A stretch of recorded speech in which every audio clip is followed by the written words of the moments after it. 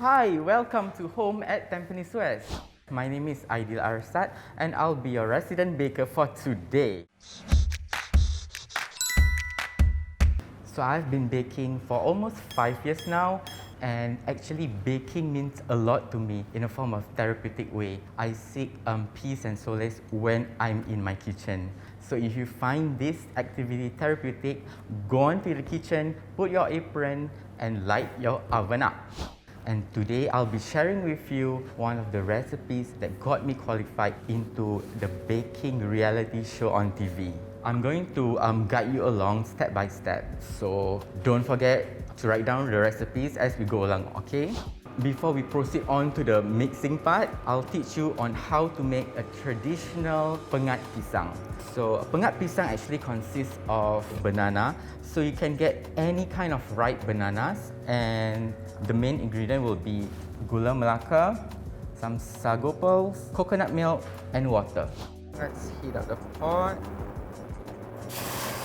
Oh whoa, pour your water in, half cup of sago pearls, and you just let it melt. So guys, this may take quite a while because in order for you to cook the sago well, the white pearls has to change to a translucent color on super low heat. Yeah, should you find it a bit dry because it's very gelatinous, you can just add more water.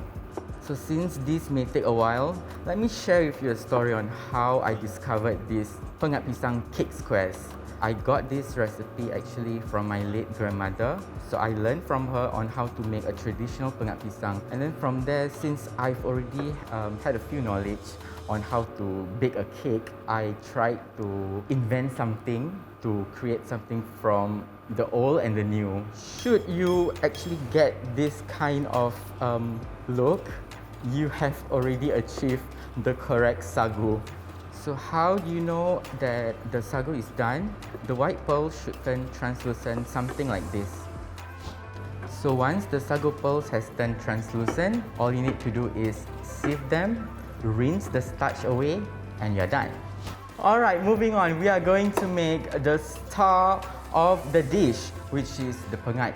So a pengat originally is a Malay traditional dessert that consists of coconut milk. So without coconut milk, you can call it pengat. So you can actually improvise by using a banana, a cempedak probably, or even durian if you're a durian lover like me. So today I'll be doing a pengat pisang.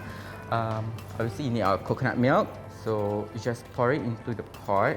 Okay, so at this point, do not turn on your stove yet because overheating your coconut milk may cause it to curdle and burn your milk. Add in your water, gula melaka. Okay, let's turn on the stove.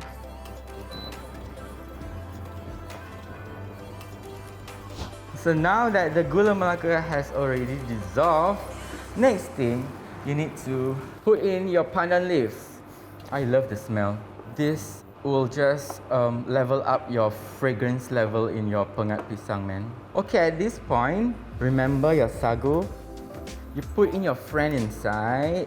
You may realize that it's almost like solidified because sago has a lot of starch content and it's going to thicken up your sauce really beautifully.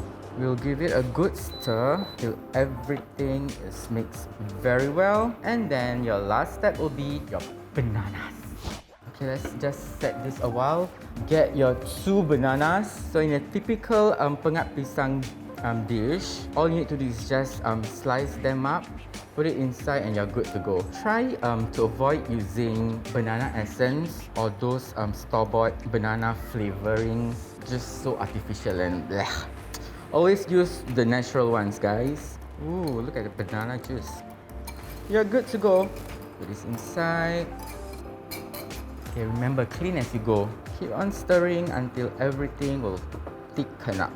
Okay, so you need to thicken up the mixture and then let it cool. Then we can proceed with the baking part.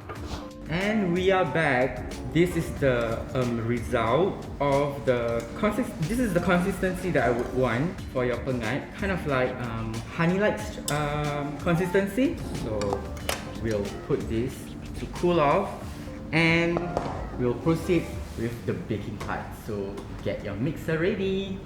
Before anything else, let me share with you one good tip. Always preheat your oven. So I've already preheated my oven at 180 degrees Celsius. Just leave it there. And also prepare your baking pan. I'm using 10 by 10 inch baking pan. So you need to get your wax paper. So today I'm using a wax paper because it's just more easier for me to take it off and peel it. But if you do not have a wax paper, you can also use a baking spray, or you can just use butter and spread it. First things first, always put in your fat first. So today I'm using canola oil. You can also use different types of oils like sunflower seed oil or olive oil. Just don't use cooking oil, okay? Or any vegetable oil. Once you have put in your fat, dissolve your sugar. Okay, it's best for you to use caster sugar because it's really super fine. Okay. Now let the sugar dissolve. So after a good 2 or 3 minutes, once you can see that there's no visible grains of sugar, you can add in brown sugar. Okay, you mix another round of 2 to 3 minutes.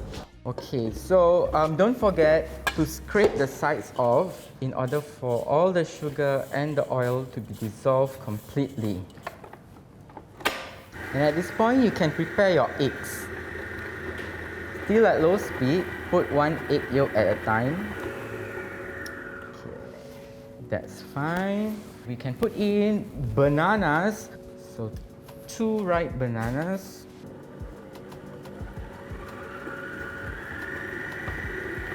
Alright, so now I'm going to show you how to prepare the wet and the dry ingredients. I'm using cake flour. Reason because cake flour has a bit of protein content. You can also use all-purpose flour, plain flour.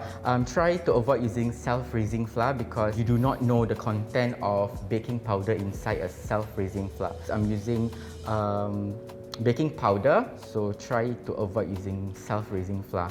Okay, so you mix your dry ingredients first. I've already put in the baking powder and some salt to taste. Okay, and this will be your wet ingredient, which is your full cream milk. So you can use either coconut milk, almond milk, a skim milk for those of you who is also health conscious. Alright, so I will put in the dry ingredients and wet ingredients alternatively, alright? Okay, so still at low speed, put in your flour bit by bit because you want to actually introduce air and incorporate air inside your batter. So that's why you put it, the milk and the flour alternatively. And we're done. Give it a good scrape at the sides. Wow, look at the color. Gorgeous. Alright, now you can proceed to pour the batter into the pan. There you go.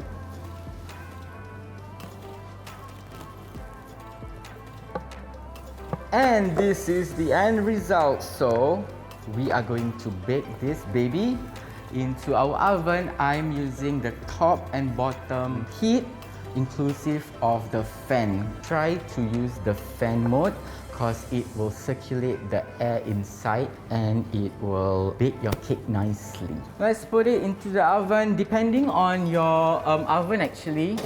So we shall leave that baby to bake between 35 to 45 minutes. If it gets too hot, try to check after 30 minutes. Insert a toothpick and if it comes out clean, that means you're good to go. Don't forget to bake your cake in the oven for 180 degrees Celsius. Oh wow, smells so good.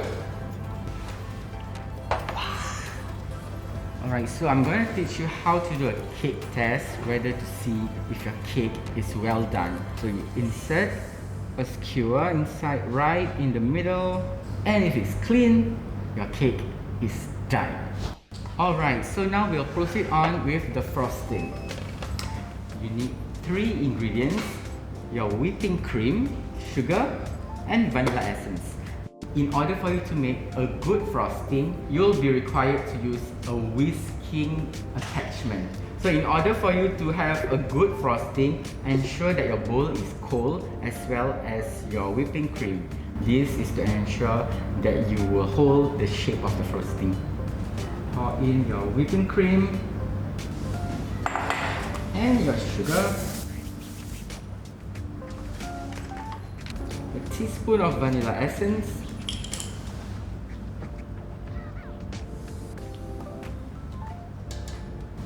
and start whisking.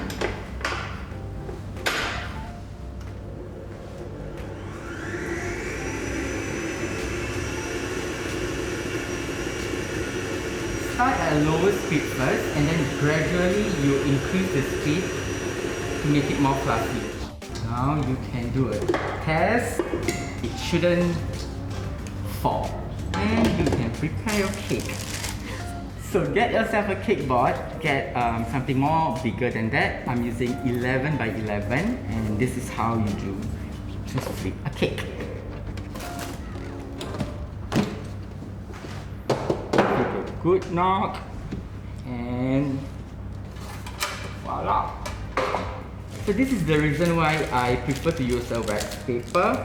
You take this off gently and then please do this when your cake is completely cool. And now we are going to frost these cakes. I've already sliced them into equal sizes. Get your piping bag ready. All you need to do is go to the middle, press, and make a star shape. Alright, now it's time for the pengat. Remember this baby that we have cooked earlier on? Alright, if you notice the recipe for the pengat itself, it has high content of sugar. Don't be alarmed because it may taste a little sweeter because the frosting and the cake itself, it will complement the taste very well. There you have it. This is the Pengat Pisang Squares.